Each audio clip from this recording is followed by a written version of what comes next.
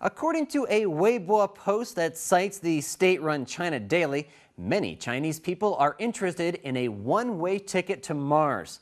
According to the post, when the Mars settlement program began to accept applications, more than 600 Chinese people applied within the first 72 hours.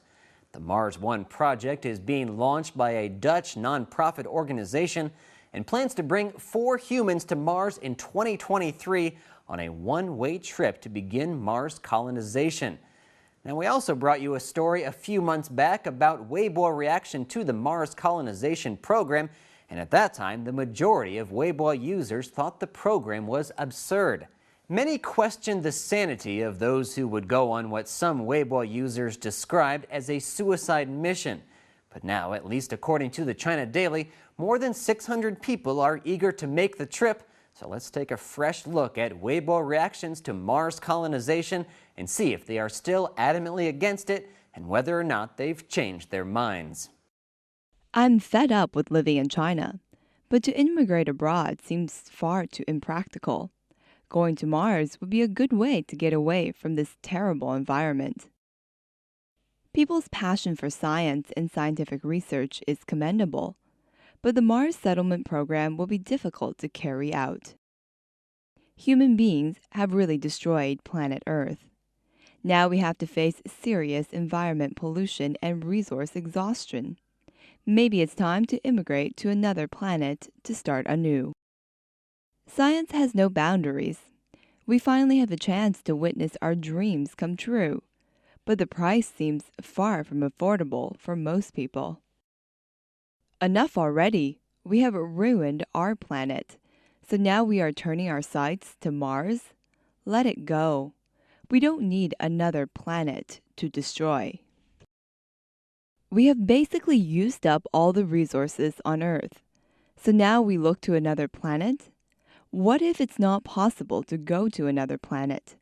What will the next generation do?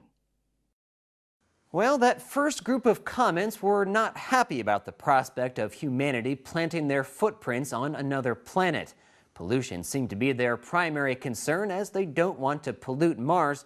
But I'm sure if the smog gets too unbearable, the Chinese colonists can implement an even-odd system for their Mars rover license plates.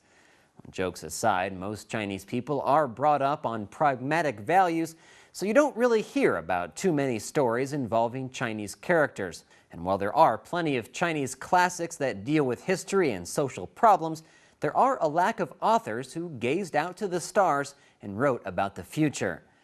China's lack of science fiction is also reflected in its television and movies, where there is a very heavy emphasis on period dramas and war stories, but nothing that would in any way resemble a trek to take humanity where no one has gone before.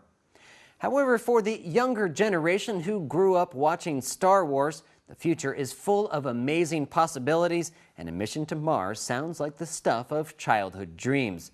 There were a lot of Weibo users who were enthusiastic about the mission to Mars. Let's take a look at a few more Weibo comments. When I was a kid, I read many science fiction books. I cannot believe that we are going to make fiction into reality. I can't wait. If humans can move to Mars, I think Chinese people should go first. We have grown up with bad air quality and questionable food safety standards. I think we will have the strongest immune system amongst all other countries. It's a good opportunity for those who love adventure to sign up for the program. On Mars, I think people will find the answers to human beings' fears and expectations for the future. Only 4 people can go to Mars. I think they will feel very lonely there. That will be difficult for people to overcome.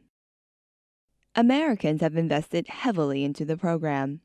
If only they can successfully address the problem of calcium loss during the trip, then immigration to Mars will be more than a dream.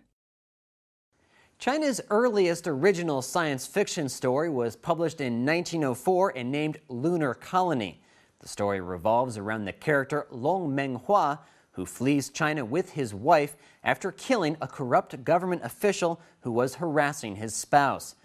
Along the way, they join up with a band of anti-government martial artists who help Long rescue his wife from bandits. After their little adventure, the group traveled to the moon to establish a new lunar colony after deciding that the world was too corrupt to live in. It seems corruption and corrupt government officials are common themes that people from any era can identify with. I wonder what residents of the late Qing dynasty would say if they had Weibo.